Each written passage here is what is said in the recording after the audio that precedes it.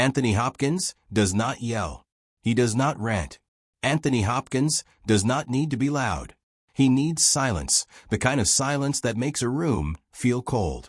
Anthony Hopkins once said that he learns the script he prepares for weeks, especially when he is working on stage or playing a very hard role. For over 5 decades, Anthony Hopkins has given performances that are very powerful and emotional, but he does it in a controlled way. From the voice of Hannibal Lecter to the weakness of Pope Benedict, Anthony Hopkins is really good at showing feelings without doing too much. But behind the way Anthony Hopkins seems calm and in control, he is a man who remembers things from a long time ago. Anthony Hopkins does not forget when someone crosses him or lets him down. When an actor messes up, loses their timing, or starts to think they are better than everyone, Anthony Hopkins remembers the actor and what they did. He does not yell at them. Instead, he gives them space. Anthony Hopkins has said times that if actors are always over the top, the people watching will get bored. They might well get up and leave to go have a drink somewhere else. The way Anthony Hopkins sees it is that you should not show everything you are feeling. You should keep some things inside. Anthony Hopkins thinks that being in control is what really gives you power. Anthony Hopkins has worked with a lot of actors, but he does not like all of them. Some of these actors were really mean to him. They said things about the movies they made together. There were actors that Anthony Hopkins just did not get along with. Here are 6 actors that Anthony Hopkins did not like, and the reasons why he did not want to work with them. Anthony Hopkins made it clear that he did not want these actors around him. Number 1, Richard Harris. There were 2 men and 1 big role. They could not agree on anything. This happened on the set of The Field in the 1990s.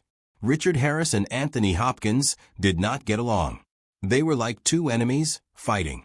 Anthony Hopkins is a precise actor who likes to keep to himself, but Richard Harris was the opposite. He had a lot of anger inside him. At first they just had ideas about the movie, but it soon turned into hate.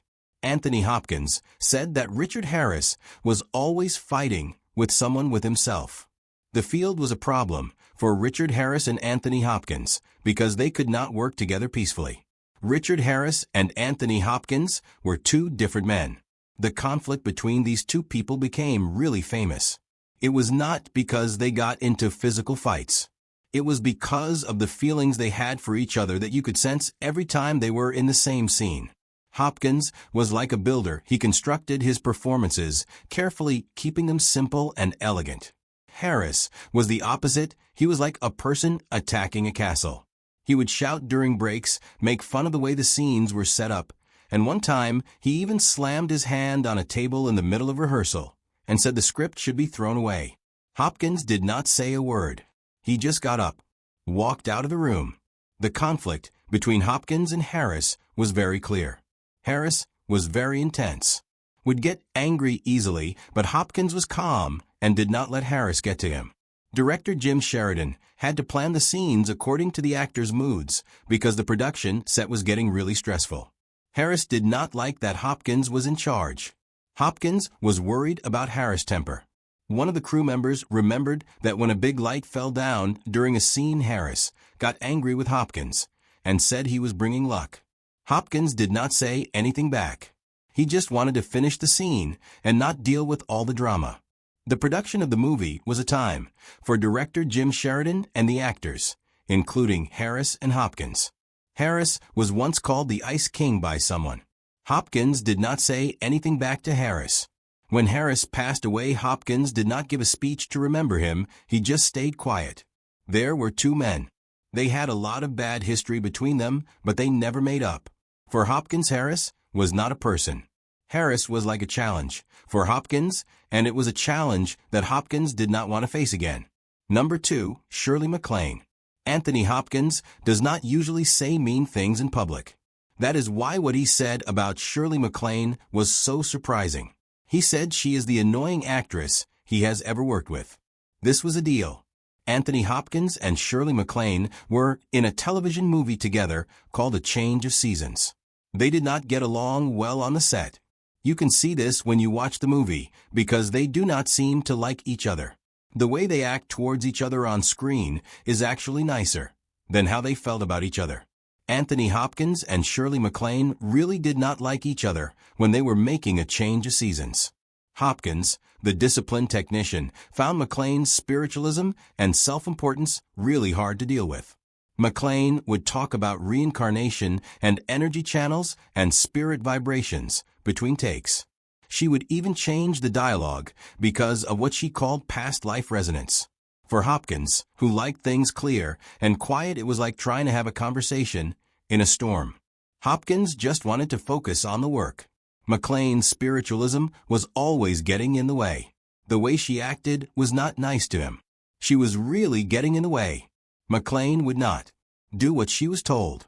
She would stop in the middle of a scene, then start arguing with the director about what things really mean. The people who worked on the movie said that Hopkins would sometimes just get up and leave when MacLaine was being like this. He would shake his head, walk away.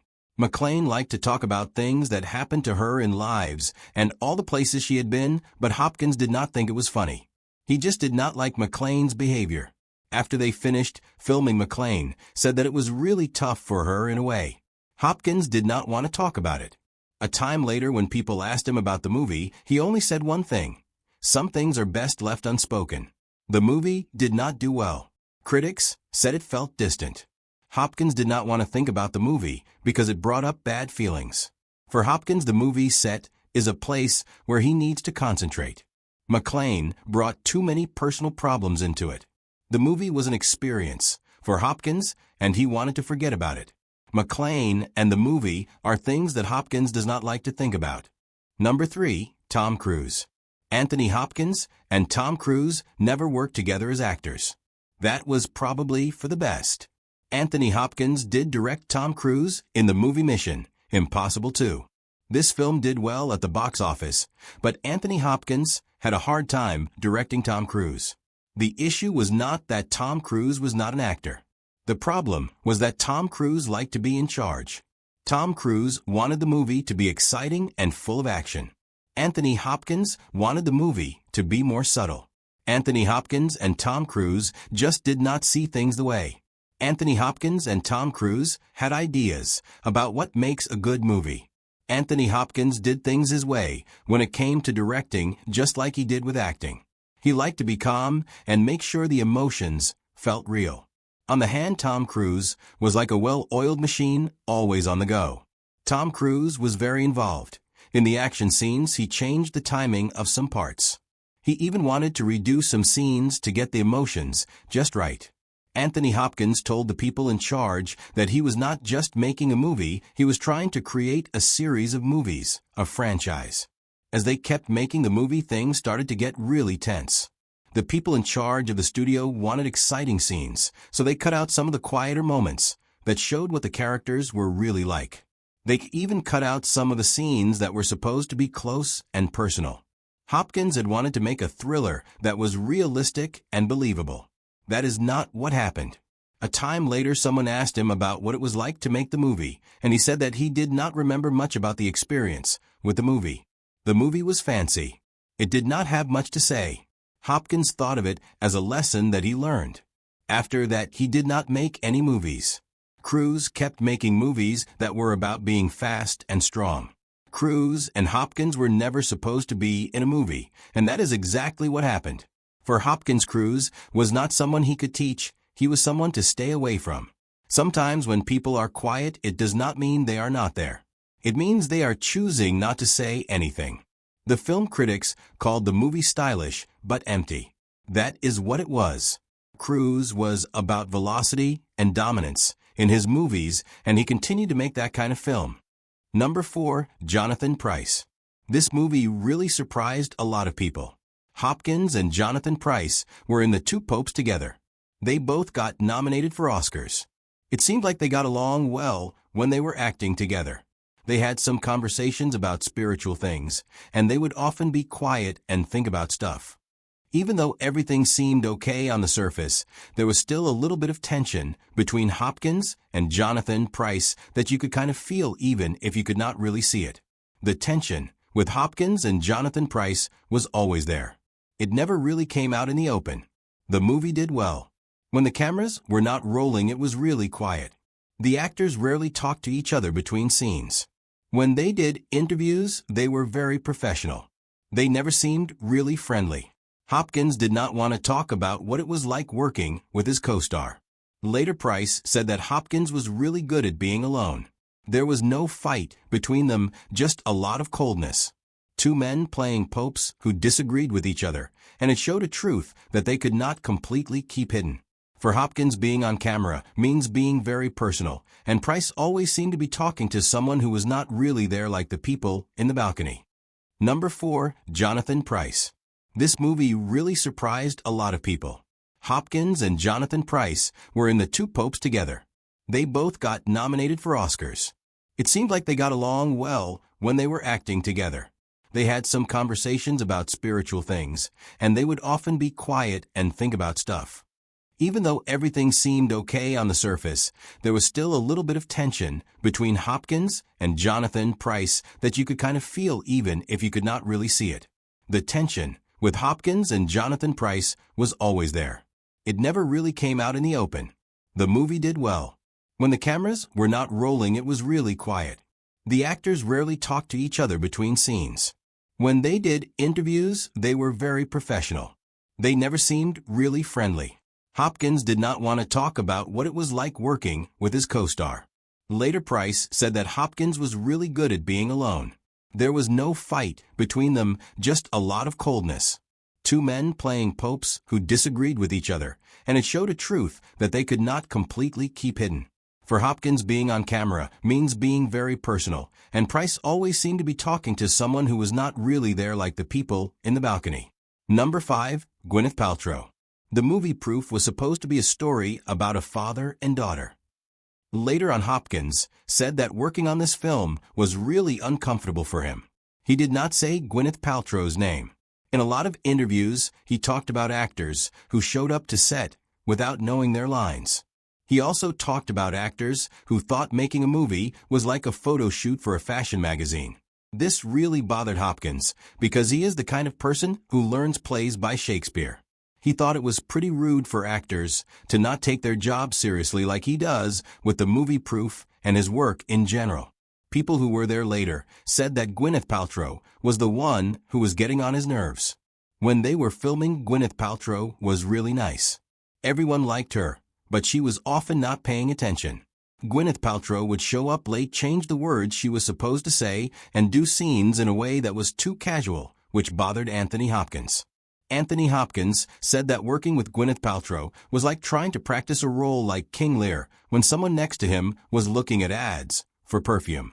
What was bothering him was not that she was new to this, that she just did not seem to care. Hopkins felt that she was not paying attention to what the director was saying, not paying attention to what was happening in the scene, and definitely not paying attention to him. One of the people who worked on the crew said that Hopkins would often go back into his trailer when they were not filming, and he would not talk about the character unless someone asked him to. Number 6. Alec Baldwin.